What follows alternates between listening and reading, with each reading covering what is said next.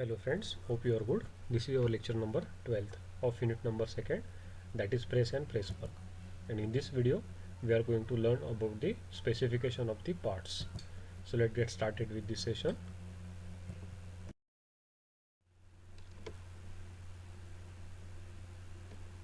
तो किसी भी मशीन को आप उसके साइज़ या फिर उसके पावर से एक्सप्रेस करते हो.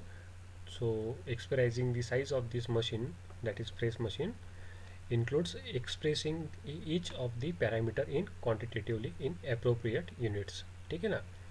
तो मानिए कि जैसे आप कोई व्हीकल खरीदते हो तो आप उसका स्पेसिफिकेशन कैसे करोगे कि वो कितने सीसी की है. करेक्ट है. और मानो कि आप कभी कोई मोबाइल फ़ोन लेते हो तो आप उसे स्पेसिफाई कैसे करोगे कि उसमें कितना रैम है, उसका कितना internal storage, etcetera etcetera. So these are the all parameters or the specification related to that so and so machines. So similarly you have to express these press machines in some parameters or some specification. So following are the parameters are expressing the specification as the press. So the first thing is the maximum force. ठीक है. Maximum force, that is its RAM can exert on the workforce.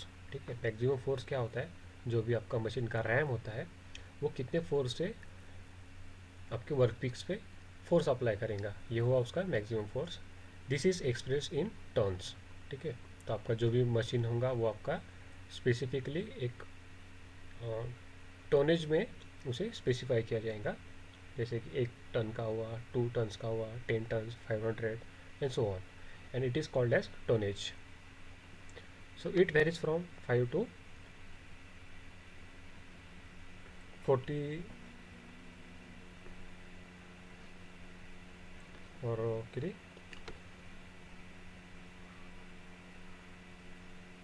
4,000 tons. Okay, for mechanical presses it may be up to 50,000 tons by hydraulic press. तो आपका जो mechanical press है obviously उसे एक limitations होती है, लेकिन जो हाइड्रोलिक फोर्स है वो मैकेनिकल फोर्स से ज़्यादा अप्लाई होता है, इसलिए उसका रेंज भी काफ़ी सारे हद तक बढ़ जाता है. तो आपका हाइड्रोलिक प्रेस जो है वो 50,000 टन्स तक भी आपको अवेलेबल हो जाता है. ठीक है. तो मान लीजिए कि आप कोई परचेस करने जा रहे हो किसी प्रेस मशीन्स को, तो आपको उसे स्पेसिफिकली बताना पड़ेगा कि कितने टर्न्स का आपको मशीन चाहिए. ठीक है. उसके बाद आता है मैक्सिमम स्ट्रोक लेंथ. ठीक है. Maximum distance travel by the ram from its top most position to the extreme down position. तो ये हुआ उसका स्ट्रोक लेंथ. इसे कैपिटल एल से डिनोट करते हैं. आपका रैम का जो टॉप पोजीशन होगा और जो बॉटम पोजीशन होगा, इस दोनों का डिस्टेंस होता है stroke length. So it is expressed in millimetre. The stroke length is adjustable, so different values that can be obtained between the minimum and maximum of the stroke length. These are also the part of the specification.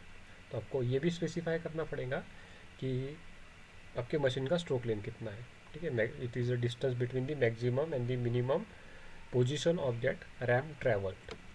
तो इस दोनों travel के बीच में का जो maximum position होगा, तो उसके अंदर आपको ये एडजस्ट कर सकोगे, लेकिन उसके बाहर ये आपको एडजस्टेबल नहीं मिलेगा. तो उस हिसाब से आपको ये मशीन परचेस करना पड़ेगा. उसके बाद है कुछ die space. Okay. The total, that is maximum force और surface area. Okay. The total surface area along with width into height of the base or a RAM base. This is the area in which die can be maintained. तो आपका जो area होता है उसे होता है die का space. ठीक है. इसे L इंटू बी से डिनोट करते हैं, जो कि होता है आपका width into depth. Okay. Width into depth. तो ये हो गया आपका डाई स्पेस.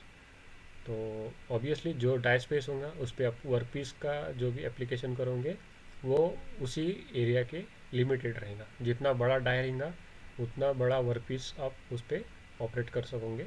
जितना छोटा डाई आप होगा आपके पास, उतना छोटा वर्क पीस आप उस पर अप्लाई कर सकोगे. उसके बाद आता है इम्पोर्टेंट फैक्टर शॉर्ट हाइट. ठीक है. Short height, total opening between the RAM and the base. Okay, total opening between the RAM and the base when RAM is at its extreme down position. तो आपका total जो opening होगा RAM और base के बीच में का, जब आपका रैम एक्सट्रीम डाउन पोजीशन में होगा तो उसे कहते हैं shut height. It is the minimum height of the processed of work piece. ठीक है, minimum height of the processed work piece. उसके बाद है प्रेस एडजस्टमेंट्स। तो different stroke lengths already covered in the point number 2। Previous slide में हमने देखा कि स्ट्रोक लेंथ क्या होता है। Different tonnage that can be set as per the requirement. So आपका प्रेस भी जो है डिफरेंट टोनेज के हिसाब से आप उसे एडजस्ट कर सकते हो। कुछ ऐसे मैन्युफैक्चरर है जो कि अलाउ करते हैं आपको डिफरेंट डिफरेंट टोनेज को सेट करने के लिए। मान लीजिए जैसे आपका घर का अभी नया एसी आ रहा है जो कि एडजस्टेबल होता है 1 टन के हिसाब से, 1.5 टन के हिसाब से, या फिर 2 टन के हिसाब से। जैसे आपको कूलिंग इफेक्ट चाहिए उस हिसाब से आप उसका टोनेज सेट कर सकते हो। उसके बाद है रैम की speed. It is express as the number of stroke per minute. 1 minute में आपके रैम के कितने स्ट्रोक होते हैं उसे डिनोट करते हैं रैम स्पीड्स पे। Generally it can be 5,000 stroke per minute. ठीक है, तो ऑब्वियसली जितना ज़्यादा रैम का स्पीड होगा उतना ही ज़्यादा का आपका वर्किंग का आउटपुट होगा, मशीन का आउटपुट होगा। मान लीजिए एक स्ट्रोक में आप 5 अगर वर्क पीस बना रहे हो तो ऑब्वियसली उसका इफ़िशियंसी कम हो गया। और आप एक स्ट्रोक में 5,000 तक वर्क पीस बना ले हो तो ऑब्वियसली उस मशीन का इफ़िशियंसी रेट काफ़ी हाई है। ठीक है, तो ये सारे स्पेसिफिकेशन है related to your press machine. So उसके बाद कुछ प्रेस टूल्स होते हैं। ठीक है, commonly use tools which are major components of press working are punches and dies. ठीक है, तो आपका अपर सेक्शन होगा रैम, नीचे का सेक्शन होगा बेस। इस दोनों के बीच में अब जो टूल्स अप्लाई कर रहे हो उसे कहते हैं प्रेस टूल्स।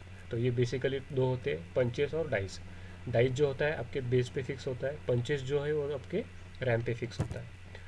तो शॉर्ट में देखते हैं कि punch is an important part of the system which is fasten to the ram and forced into the die where workpiece is to be processed is supported. On the other hand, the die is the work holding device. Work holding device, die पे आप आपका work fix करते हो। It is design specifically for the particular design of the product. तो आपका product के हिसाब से आपका डाई चेंज होगा। ठीक है, जैसे जैसे आप प्रोडक्ट चेंज करोगे, मान लीजिए कोई स्क्वायर सेक्शन में आपके मशीन पे बना रहा हूँ तो उस हिसाब से आपको उसका डाई मैन्युफैक्चर करना पड़ेगा, डिज़ाइन करना पड़ेगा।